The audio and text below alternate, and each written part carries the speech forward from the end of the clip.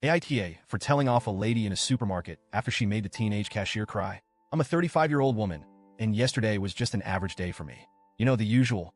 I was doing my weekly grocery shopping at the local supermarket. It's a big chain, pretty busy in the afternoons, and I usually like to get in and out quickly. But, of course, nothing ever goes as smoothly as you plan, right? So there I was, cart full of groceries, standing in line at checkout. It was longer than usual, and people were starting to get antsy. But honestly, I didn't mind. I wasn't in any big rush, and I could tell the young cashier, a girl who couldn't have been older than 17, was new. She looked nervous, probably dealing with the stress of a busy day. I stood behind a woman in her mid-50s, who from the beginning looked like she wasn't in the mood to be patient. You know the type, right? Arms crossed, foot tapping, heavy sighing, the whole deal. At first, I thought maybe she was just having a bad day.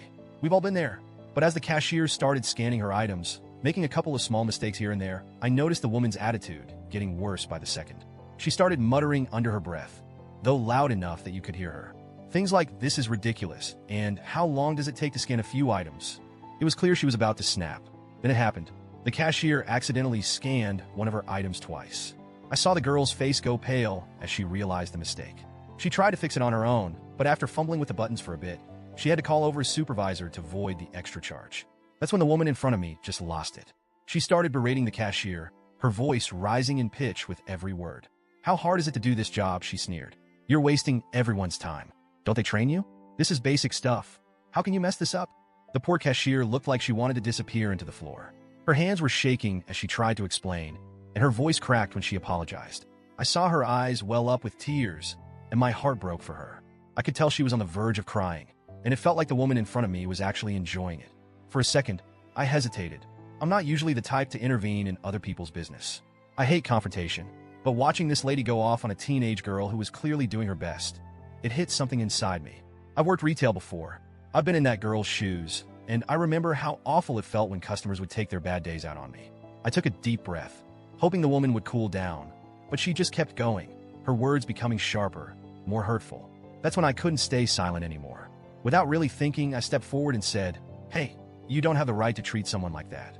She's doing her best, and it's just a small mistake. You're acting like she ruined your entire day over something as minor as an extra scanned item." She turned to me, looking absolutely shocked that someone had dared to call her out. She gave me this icy glare and snapped, "Mind your own business." That's when the frustration that had been bubbling inside of me just spilled over. I replied, "It is my business when you're making a young girl cry over groceries.